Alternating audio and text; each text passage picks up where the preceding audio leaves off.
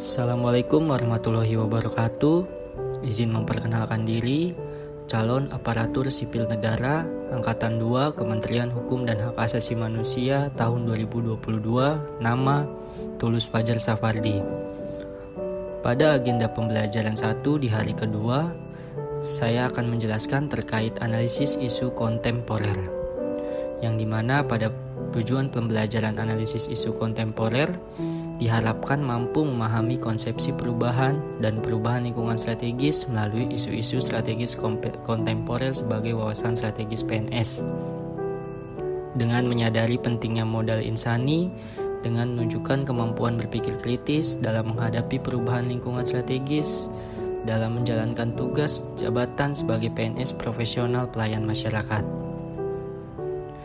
Adapun yang menjadi perubahan lingkungan strategis.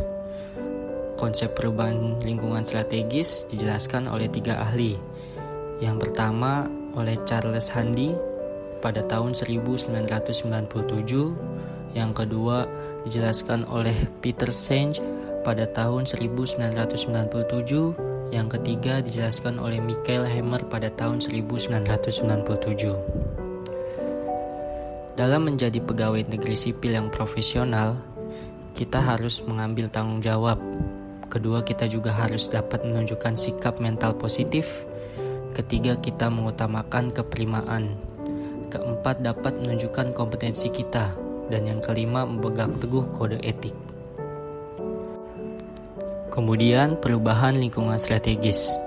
Dilihat dari pandangan Uri Brouwenberger, ada 4 level lingkungan strategis yang dapat mempengaruhi kesiapan PNS dalam melakukan pekerjaan. Yang pertama yaitu dari individunya, kemudian dari keluarga, kemudian dari masyarakat pada level lokal dan regional, kemudian dari nasional dan dunia.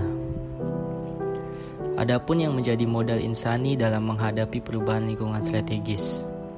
Yang pertama modal intelektual, yang kedua modal emosional, yang ketiga modal sosial, yang keempat modal ketabahan, yang kelima modal etika atau moral, dan yang keenam modal kesehatan, kekuatan fisik atau jasmani.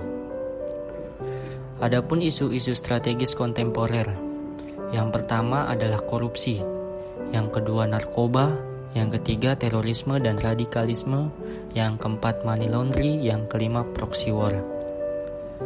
Yang menjadi perbedaan antara media massa dengan media sosial. Media massa berbicara atas nama lembaga tempat di mana mereka berkomunikasi sehingga pada tingkat tertentu.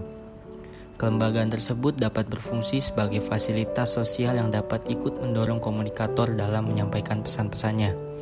Sedangkan media sosial, baik pemberi informasi maupun penerimanya seperti bisa memiliki media sendiri.